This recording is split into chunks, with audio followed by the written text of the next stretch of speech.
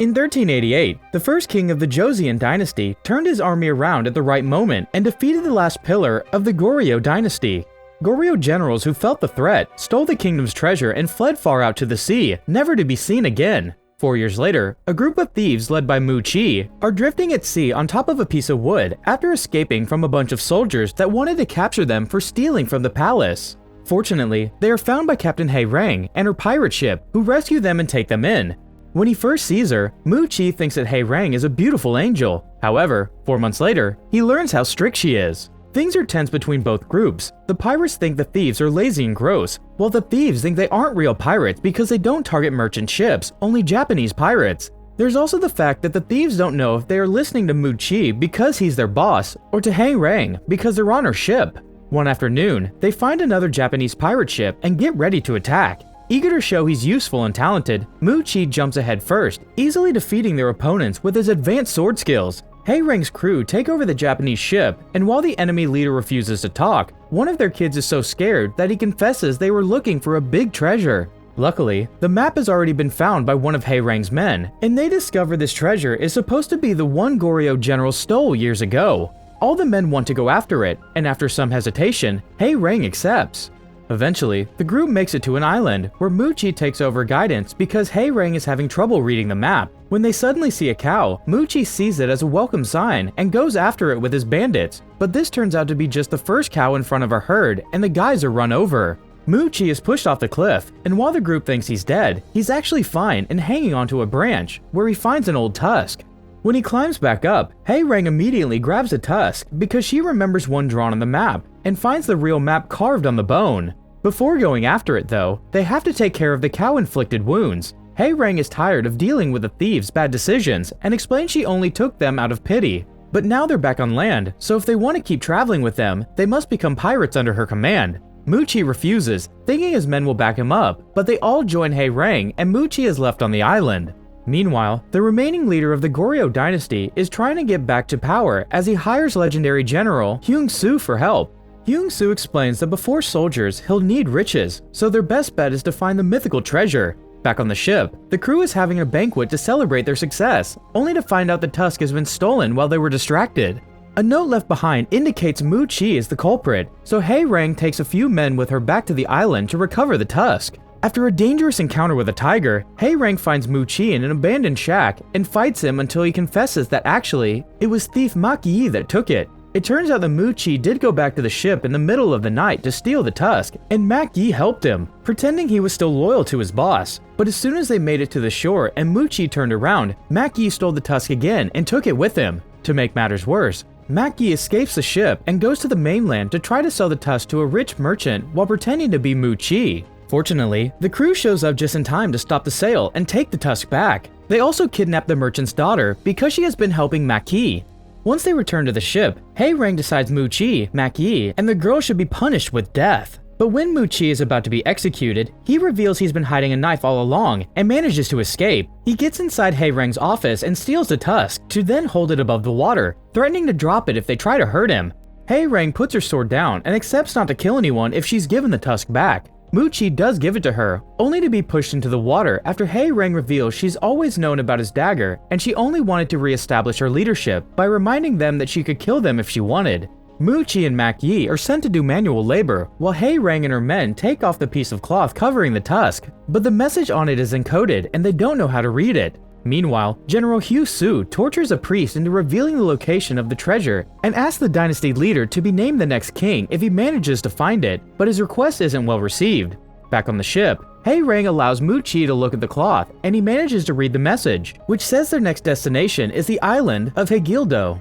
This is a very dangerous place nobody has come back from, and Mu Chi doesn't want to go, but Hei Rang thinks it's worth the risk. She takes a few men with her in a boat, each of them carrying a pig bladder filled with air before jumping into the whirlpool that takes them into the cave mentioned by the tusk. Mu Chi doesn't know how to use his bladder and almost drowns, so Hei Rang has to drag him out of the water and gives him mouth to help him survive.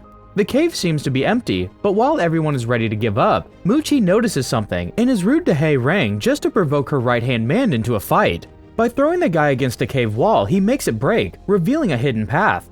The group follows this path and is happy to find a bunch of chests, only to get disappointed again when inside they find only some old bottles. There's also a strange flag with a monster head painted on it, but most interestingly, there's some code inside its mouth. Before they can decode it though, something explodes and makes the cave shake. It's General Hyung-soo and his men, who have arrived at the island and are entering the cave from above instead of having to struggle with the whirlpool. A fight starts between both groups, and Mak-yi takes a chance to look at the flag in secret before running away, but Hae-rang is knocked out by the falling debris from the cave ceiling. Mu-chi makes the men take her away while he stays back to fight. General Hyung-soo gets more aggressive when he recognizes Mu-chi as the former soldier that stopped him from becoming king last time. During the war, Hyung-soo had been promised kingship if he brought the enemy's head, and to achieve this victory, he killed his own wounded soldiers. When Mu-chi learned about this, he snitched on him and declared him a traitor. The battle is fierce and pretty equal, so Mu-chi distracts Hyung-soo by throwing his sword at him before jumping back into the whirlpool with all the chests. Hyung-soo tries to go after him, but without a pig bladder, he doesn't have extra air to stay this long underwater and must go back to his men. Then, Hae-rang shows up to help Mu-chi, but this time, it's her who passes out because of the lack of air. Mu-chi takes some air from the bladder and passes it to Hae-rang mouth to mouth, getting to keep her alive. Before they can swim up, however, a whale shows up and swallows them both. The crew thinks they've lost their bosses, but soon the whale is expelling them through its blowhole and both of them safely land on the ship. In the meantime, Hyung-soo finds a strange flag and quickly understands the code. Thus he gets the dynasty leader to lend him a ship with powerful cannons to sail to the next location, although he still needs to solve the riddle on the corner of the flag. A few hours later, Hae-rang has a nightmare about fire dragons and finally realizes that the code she has seen on the flag has been a sea chart. She leaves her room and announces they must go back to get the flag because it has the map to the next location. However, the girl quickly cuts in and lets everyone know that Mak-yi has seen and understood the code. The crew jumps on Mak-yi and ties him up to make him confess what the code said, which turns out to be Inazuma Island, a place surrounded by lightning. Mak-yi thinks it's too dangerous to go, yet he's the only one that knows the way, so if the crew wants him to guide them, then he demands to be captain until they find the treasure. Hae-rang isn't amused, but she allows the crew to vote, and when she closes her eyes, everyone votes in favor of Mak-yi temporarily becoming captain because they want to find the treasure. Mak-yi becomes captain, and Mu-chi and Hae-rang are put on kitchen duty. Hae-rang is an awful cook, but nobody dares to tell her that her food tastes horrible because they're scared of her. Mu-chi tries to tease Hae-rang about the situation, and she snaps at him, explaining this isn't about power. She wouldn't have minded giving someone else her position if that person actually deserved it. She is right to think Mak-yi is an awful captain. He bullies and insults the whole crew, hands punishments over nitpicky details, and his orders barely make any sense. Later in the evening, Mu-chi invites Hae-rang to watch the stars with him in the crow's nest, and the two of them have a lovely bonding moment. The next day, the ship makes it into an area known as the Sea of Fire, which Hae-rang survived as a kid and is what gives her those nightmares. The legends say fire dragons come out from among the waves, when in reality, there are small underwater volcanoes. Hae-rang wants to redirect the ship, but Mak-yi refuses, claiming to know the route better. This causes them to get closer to Inazuma Island, and soon the lightning is hitting the ship, starting a fire. Hyung-soong's ship is arriving as well, and they've put up kites to redirect the lightning to avoid getting hit. Back to the pirates, Mak-yi is too scared and confused to do anything, so Hae-rang begins shouting orders again as she takes over the helm. Mak-yi slips off the deck and almost falls into the water, but Mu-chi saves him just in time before Hae-rang guides the ship out of the storm thanks to her quick thinking. Moments later, the crew takes 2 boats to the island, but Mak-yi doesn't know where to go next because he only got to read the name of the location and not the other details. The crew begins digging in random spots while Hyung-soo and his men also arrive at the island, and thanks to having the riddle, they quickly guess that they must climb the island's mountain, which is constantly under lightning. Mu-chi also notices this lightning, which always falls on the same spot, so he decides to go investigate alone after telling Hae-rang he's doing it for her. A few moments later, Mu-chi makes it to the top of the mountain, finding Hyung-soo and his men already there. There are abandoned houses everywhere and the skull of the founders of the Joseon dynasty on spears, but when Hyung-soo's men try to remove them in search of the treasure, they are all stabbed because it's an apparatus trap. There's only one spear left that Hyung-soo takes himself, and he doesn't get hurt because the spear represents the last standing general. Meanwhile, Mak-yi runs away from the crew to avoid their anger and bumps into a penguin with a gold bar in its beak. He calls the crew over and together, they try to communicate with the penguin, to no avail. Suddenly, the sound of shooting cannons distracts everyone. It's Hyung-soo's ship attacking the pirate ship. Mu-chi also gets distracted by this and accidentally reveals himself, causing Hyung-soo to send his men after him while he opens the chest he found under the spear. Unfortunately, instead of treasure, he only finds an old mask that matches the face on the flag. Hei Reng is worried about Mu Chi, but she can't let the enemy get away with destroying their ship. With a heartfelt speech, she gets the crew to follow her leadership again, and they divide the group into two. A few of them go up the mountain to help Mu Chi, while the rest go back to help the ship with Hei Reng. However, Mackie is offended that the captain's ship was taken away from him, and he leaves with the penguin to find the gold, putting a rope around the poor bird to follow it underwater.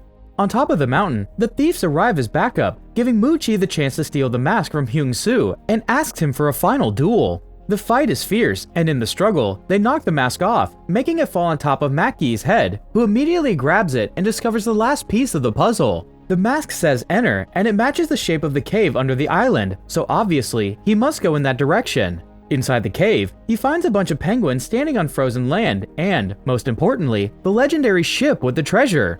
Mackie starts to celebrate, only to be attacked by the penguins. Hei Reng and the rest of the crew manages to get on the boats, but by the time they get back, their ship is already destroyed. Their archer doesn't give up though, and he begins attacking Hyung-soo's crew with his arrows, inspiring the other pirates to launch an attack as well to take Hyung-soo's ship as theirs. It's not an easy fight because the underwater volcanoes keep erupting around them, starting a fire on the ship, and the enemy captain won't listen to Hei Reng when she asks him to work together to survive. When Hei Reng is starting to think they have no hope left, Mackie shows up in the legendary ship together with the penguins to save them all. The crew jumps over before anyone can get killed, but at that moment, a new whirlpool appears on the water and more volcanoes erupt, destroying the enemy ship. Fortunately, the pirates manage to get their new ship away thanks to Hei Reng's good use of the helm and thoughtful orders on how to handle the sails. On top of the mountain, the storm gets worse and Mu Chi and Hyung-soo have to drop their swords to avoid being hit by lightning. After watching their ships go down though, their fury returns and the battle starts once again, regardless of the lightning situation. Hyung-soo manages to stab Mu Chi, but it's not in a vital spot, meaning Mu Chi still has a chance. One of the thieves throws a sword at his boss, and he uses it to push Hyung-soo into a spot the lightning always comes back to, instantly killing him when it hits. Hours later, everyone is back on the new ship, and their wounds are taken care of. Hei Reng admits she may accept Mu Chi as co-captain if he behaves, and when Mu Chi admits he'd follow her into the afterlife, Hei Reng kisses him. Make sure to subscribe and turn on notifications so you can watch more videos like this. Thanks for watching!